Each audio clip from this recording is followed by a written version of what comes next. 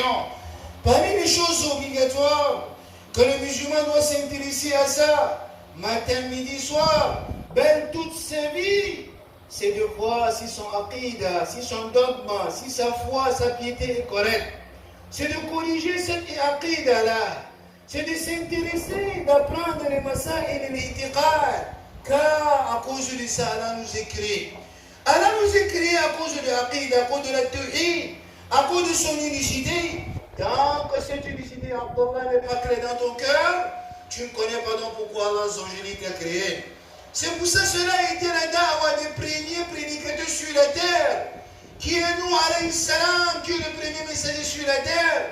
Le Houd, le Saleh, le Mohammed, l'Ibrahim, le Isa ou Moussa, tous ces messagers qui ont été envoyés sur la terre, le premier da'wah était de nettoyer le itiqad, de faire ce que les gens doivent croire que la seule personne, le seul Seigneur qui mérite d'être adoré, c'est Allah Azza wa Jal.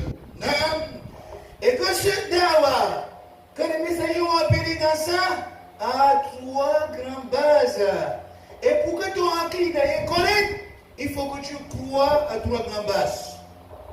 Trois grands principes. Trois grandes bases que je dois croire dans ça et travailler avec si jamais je veux que mon aqidah est sahiha. Si jamais je veux croire comme Abu Bakr, ou Omar, ou Uthman, ou Ali, il faut que j'apprenne trois choses dans le ilm et l'itiqad. Première chose que je dois apprendre dans le ilm et l'itiqad, c'est que le aqidah, on le prend juste dans le Coran et la Sunna.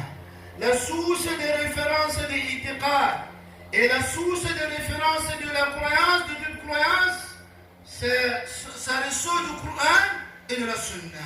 Oui. Ça veut dire, on ne dit pas dans ça que j'ai vu dans les songes que je vois que on m'avait dit que ça n'entre pas dans le aqidah. Le aqidah, on dit dans ça que Allah a dit que Muhammad sallallahu alayhi wa sallam a dit que. C'est ça la base et la source de référence de l'aqidah.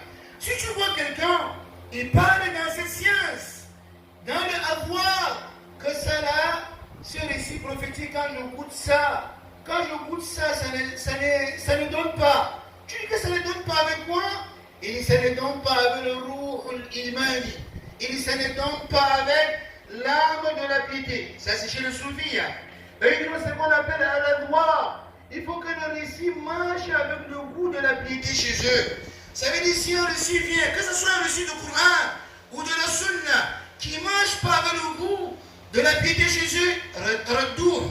Ils vont refouler, ils vont répliquer à ça. Ils ne vont pas travailler avec. C'est pour ça lorsque le prophète sallallahu alayhi wa sallam, qui est le législateur par Allah Azza wa Jal, il dit qu'Allah, il descend au dernier tiers de la nuit. Il descend, il dit Allah descend au dernier tiers de la nuit.